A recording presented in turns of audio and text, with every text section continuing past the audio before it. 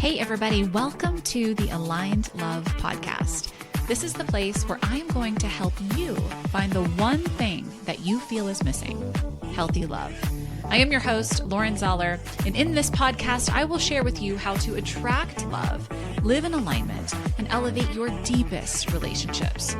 So buckle up, get present, tune into your body, and open up to the possibility that you truly do get to have it all. Let's dive in.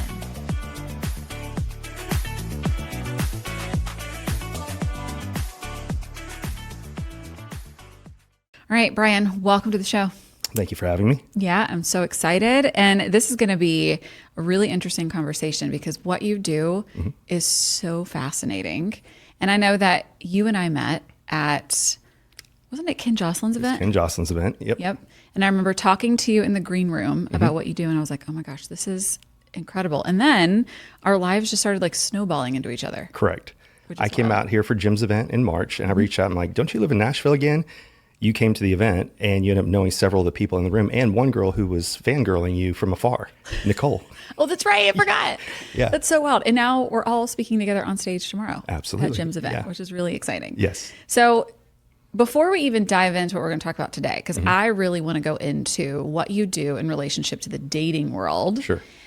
With facial recognition. But I want you to just tell all the listeners who you are and what you do, because what you do is, like I said, so fascinating. Sure. My name is Brian Galke. I was trained by attorneys on how to understand people based on their resting facial features. So people always get it wrong. They're like, I love the show Lie to Me. And I'm like, I do too, but that's micro expressions. What I was taught is what's taught, something known as physiognomy. It goes all the way back to the Greeks. And it was learning to start understanding people based on their facial features. And so there's 43 muscles in our face. The mind creates movement, movement creates muscle. So when our parents told us, don't make that face or get stuck that way, there was actually some truth to that. Because over time, repetitive facial movements alter the muscle. So like in the presentation that I do, I always show a picture of me at 18 versus 38 and how much my own face has changed. And the cool thing is our faces are constantly changing all the time. It won't be today, tomorrow, unless you have a really traumatic experience, but it's constantly changing. And so like in relationships, if you've seen somebody leave a bad relationship and you see them and we literally say, you look like a new person. It's true because they go from frowning to smiling.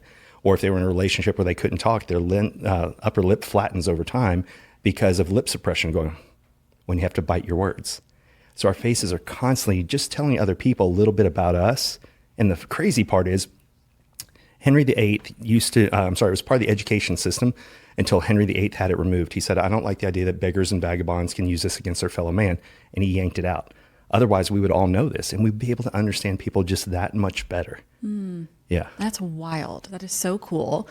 And I know we're going to get into dating, but I have like a serious question for you. Sure. There is so much in the beauty industry right now. I'm sure you get this question all the time.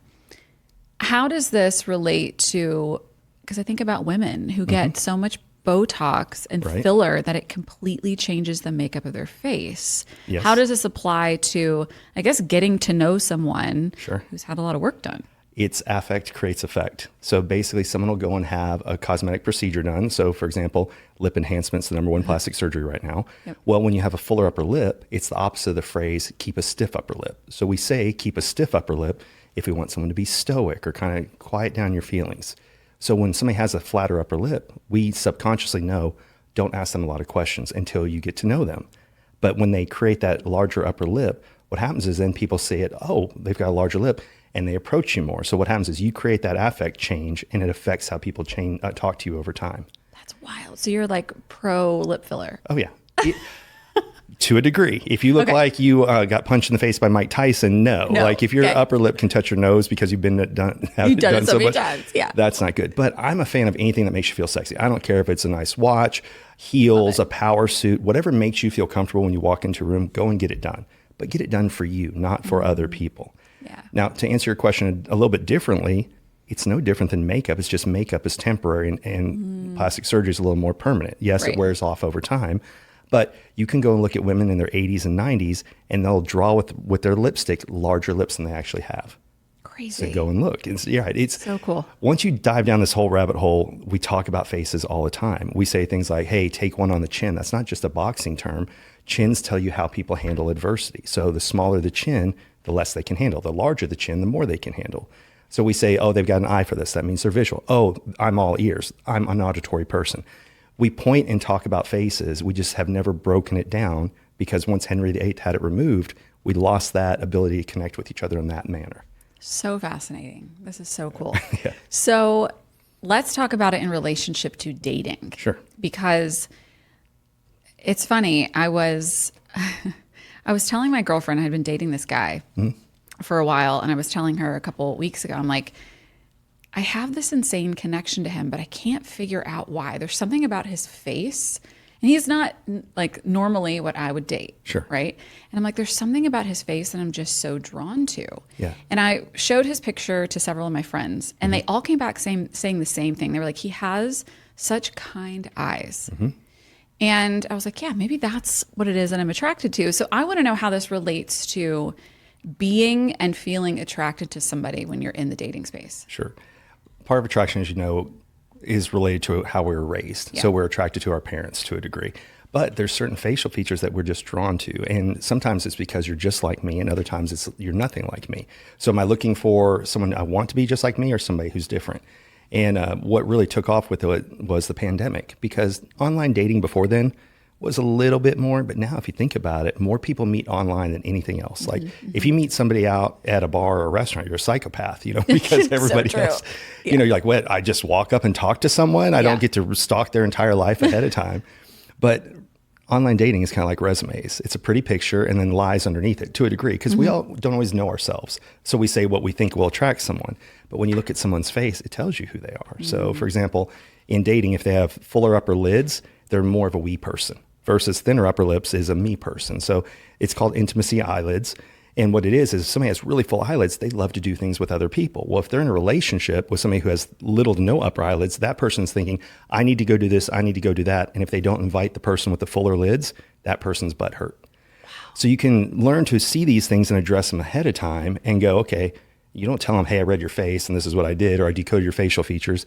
Instead, you go, I just kind of know who I am. So for example, if they have a full upper eyelid, they go, just as we're getting to know this, I really enjoy doing things with other people. I would rather do something with someone than do something alone. And you can say that about yourself. So the first place to really start with this in dating is, what does your own face say? And if you take a step back, is it true? Because who we think we are often isn't who we actually are. And so like what I'll do on presentations is, if there's time, I bring people up on stage and I'll go, okay, who are you here with? And I'll go bam, bam, bam, top to bottom, left to right, and what their face says. And then sometimes people go, oh, no, that's not me. And the person in the audience go, yes, it is, because we don't always see ourselves. So that's where you should start in the dating world, is who are you? And then you look for what's going to be good and what's going to be different. So our friend Janine Driver, so she has not a lot of upper eyelids. And so when she was dating, she'd send me pictures and I'd decode the faces and I'd send it back to her. And I would say, this guy's got a really full upper lid. Are you sure that's what you want? She's like, no, I don't want that at all. And so that's how she would kind of narrow down her filters of who she was going to be in relationships with. Oh my gosh, that's brilliant. I need to bring you in and give this to my women. Oh, absolutely. So I created, I got so tired of people hitting me up during the pandemic that I just created lookingforloveandallthewrongfaces.com. And so good. The tagline is, it's cheaper than 2 bad dates. Oh my God. Right.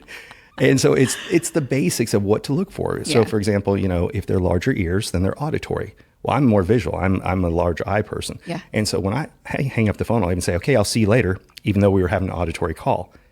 And so like if I'm dating someone and they want to go to music concerts, I'm like, I don't really care. You want to go to the movies with me though? So it's looking at these different things of, what do you want to do together? And now what's important in my opinion is, in the dating aspect, you want to find someone who can enhance your life but not make your life. Too many people make it all about the person they're dating, but you have to know yourself and what do you want? What are you looking for? I get hired for corporate events just for entertainment, where I don't teach it how it works, but they'll just give me a table and have people come up. And the number one thing between couples is they'll walk up. I'll go, okay, there's 3 options. I can decode your face one at a time.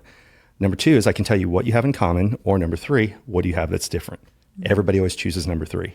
Really? And the most common response when it's a couple is, why have we been paying for marriage counseling? And I'm like, I know, because it's literally written on our faces. That's so crazy. Yeah. Well, I'm dying to know what you know about my face. Can we see I want to see if it's real. Sure. So we'll start with the obvious one for you. Your eyes are the first thing that pops out when most people meet you. But what they don't see, and I'm going to move this a little bit, is your eyes angle up. So when eye angles, there's 3 basic ones. Upward angle even, and downward angle. If it's upward angle, that's somebody who's looking for the upside of things. So keep it positive when you're talking to them. If you approach someone with upward angled eyes with too much negativity too fast, they shut down very, very quickly. Yeah, spot on. So you may be physically here, but mentally, I'm out. Yes. I don't see that much of an upper eyelid, so you're fine doing things by yourself. What's going to get you next after your eyes is high and wide cheeks. So you get attention for what's known as movie star cheeks. So when you smile, like smile for the camera, see how high and wide they are. Yeah. That is tons of energy, and the way light reflects off of your cheeks. That's why they're called movie star cheeks, because they used to hire actors or actresses based on the way light reflected before we had modern makeup, CGI, things of that nature. So when you walk into a room, you get disdain from people for no reason whatsoever. It's so true. Yeah, it's the cheeks. So then you have to learn to give compliments back to the people who feel like you stole their attention away from them. And I didn't bring my backpack, but I'll see you tomorrow. Yeah. I will show you the book that I learned this from that I got in 2010. So it's not, I didn't create this system. Yeah. It's taught to attorneys for jury consulting. It's taught to authors for character expansion. So we've all been trained to a degree, because all the required reading in school, the only ways to describe the characters in the book were through their actions and through their facial features. Think about it. There wasn't what brand of dress and shoes and watch and what did they drive. Men wore suits, women wore dresses. That was it. So it was all about the characters. It was their actions and their facial features. Crazy. That's so cool. Yeah. Everything that you're saying right now, I just keep thinking about all of the women that are inside of my programs who we do really deep work, right? And a lot of the work that I do is based in the body. And so often the biggest struggle that they have is reconnecting back to themselves to figure out, who am I? Right. How do I walk into a room? How do I perceive myself, but also how do others perceive me? 100%. And I just feel like we need to do a combined workshop for all the women. And you should also bring in Janine Driver, because her book, You Say More Than You Think, is the first thing I'd recommend to every one of the women in your group, because that's the first body language book that says, what does my body language say about me when I walk into a room? So it's yellow. I'll show it to you later. Or we'll talk about the QR code and then go find it. But that book helped for me because during the pandemic, we got lazy. We kind of sat around. We did Zoom calls. We may wear pants. We may have on like athletic shorts and have a professional top on. But people got bad about body language. And with moving into a digital age, it's gotten even worse, because now you text more than you see someone. You don't really talk on the phone. You just text all day long, DMs, whatever it is. And so we forget how important our body language is with doing things. So that's the first thing I'd recommend for them. Okay. But your audience is going to say, oh, he distracted away from your question. So now we're going to go back to you. Okay. So we talked about the high and wide cheeks. Now next, when I tell you this, you're going to go look at a mirror for like 20 minutes after we say this. You have a larger nostril on this side than you do on this side. Okay. Yeah. And so what that like is, you're analyzing me. Yes. The larger nostril is where you can get more air in, so you can take on more tasks, more abilities. So there's two sides of our face. There's the personal side and the professional side. Easy way to remember is if I say, hey, are you married? Kind of a personal question. So a wedding ring would always go on this hand. So that's the easy way to think about it is, hey, are you married? Personal question, personal side of their face. Okay. This side is their professional side.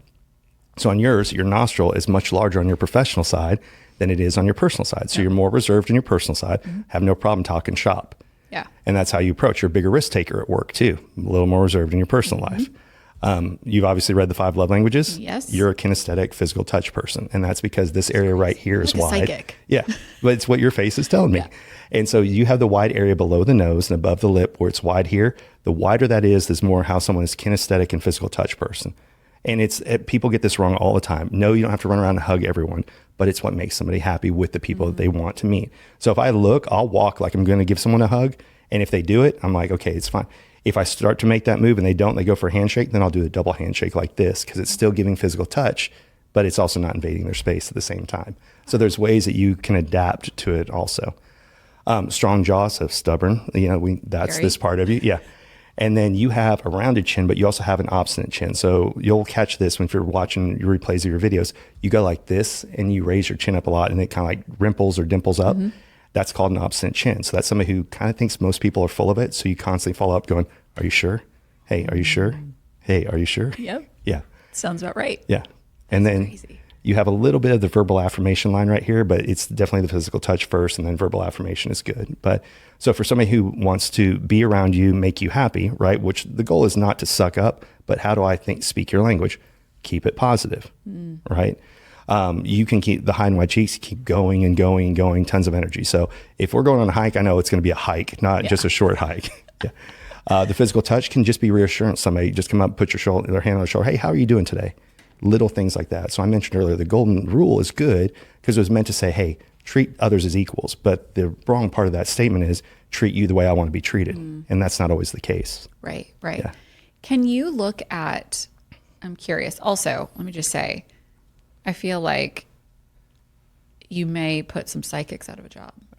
To a degree, you probably could. Yeah. You know, with this, because you're just basically saying, hey, read this face and I can tell you. But my question is, do you ever look at couples and say, or is this, I guess the question I'm asking is it a reality where you can look at a couple and say, this probably won't be a good match? I can tell you where they're going to have disconnects. Okay. But the real way to tell if it's going to be a good match or not is a micro expression known as contempt. So there was, I can't remember the doctor's name who did a study, but I think it was Lieberman was his name, but they did study like 200 married couples. And when the couples looked at each other, if they had a look of discontempt, which is a certain facial movement, that was the biggest indicator of divorce or not.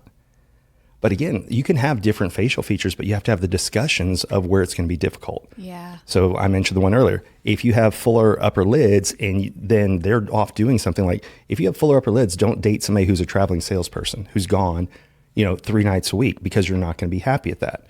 And then when they come home, you're going to smother them because they need time to unwind and you're going to want to do everything together. Well, when you travel for work, it's not always fun. You just said you came from a conference. It's right. You have to go do something all day, dinners at night, and it sounds glorious until you have to do it a lot. And then you realize how exhausting it is because it's really a 12-hour day. Right.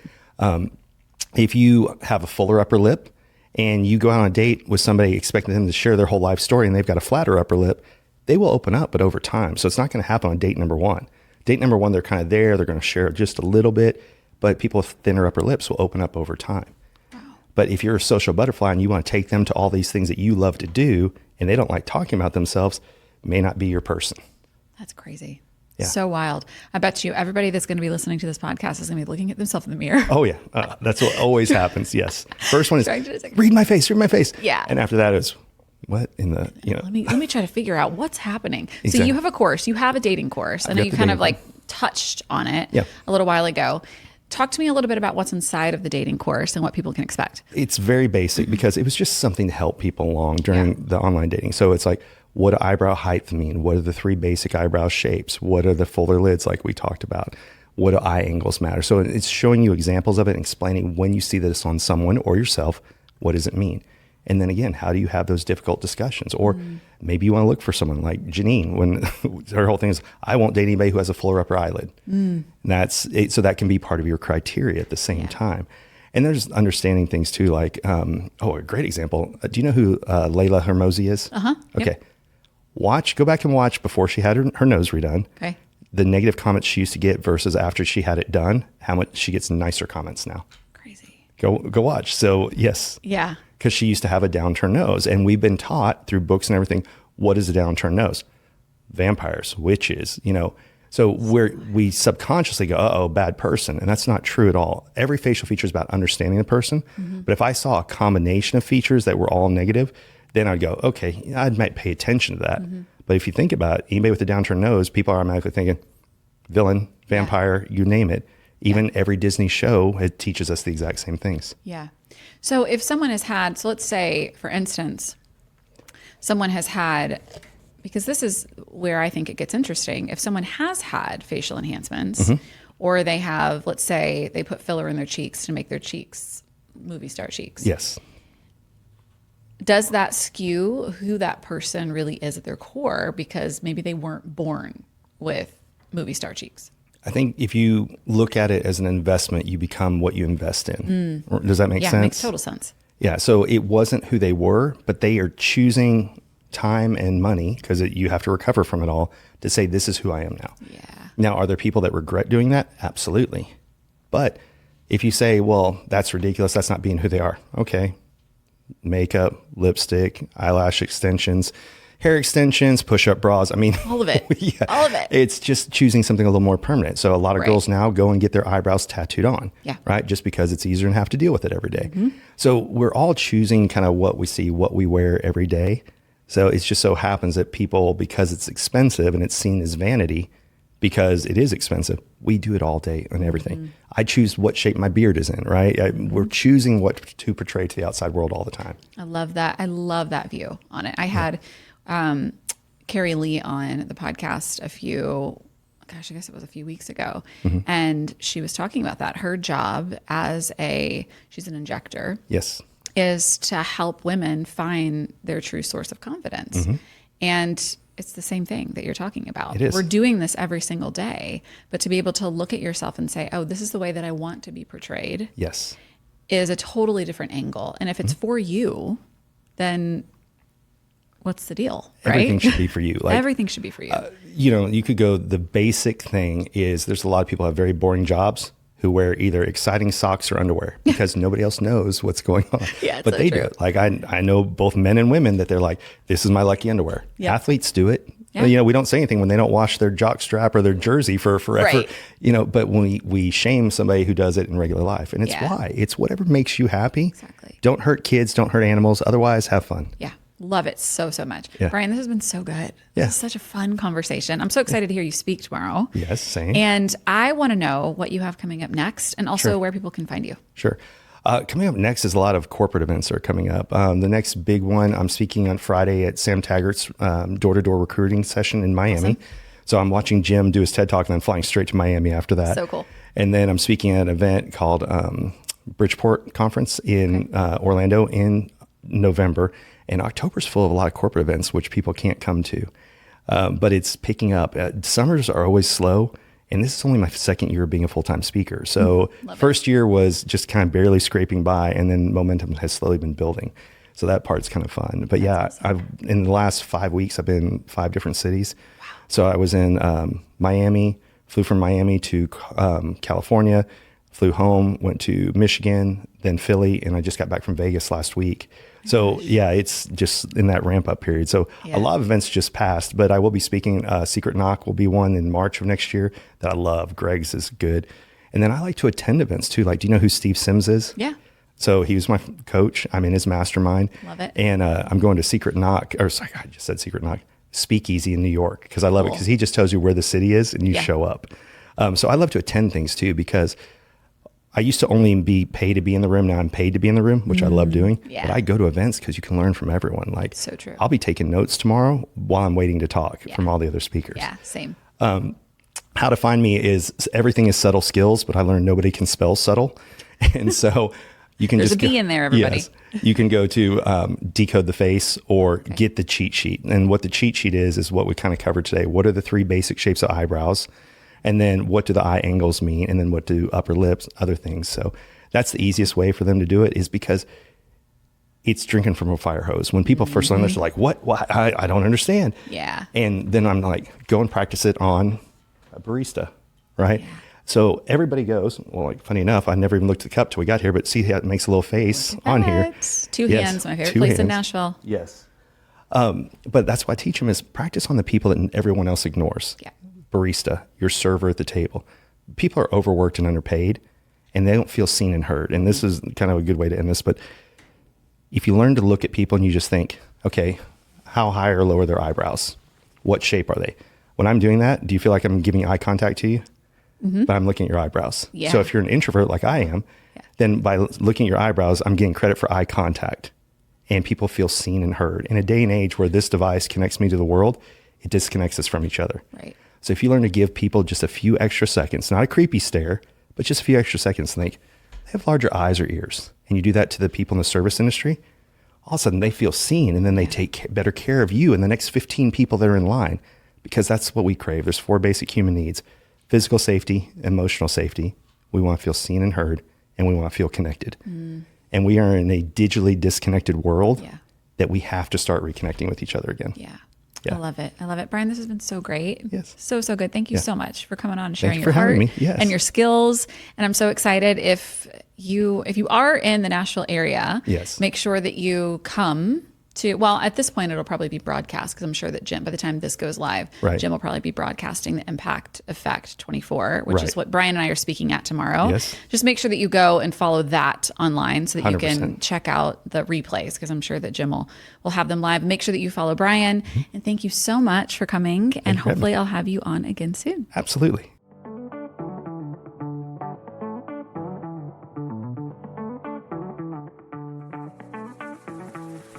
That wraps up today's episode of the Aligned Love podcast. One thing that would really help me and the other new potential listeners is for you to rate this show and leave a comment wherever you tune in and listen. Also, make sure to link up with me on Instagram at Lauren Zoller, and please share this podcast with anyone who you think may enjoy it. Until next episode, remember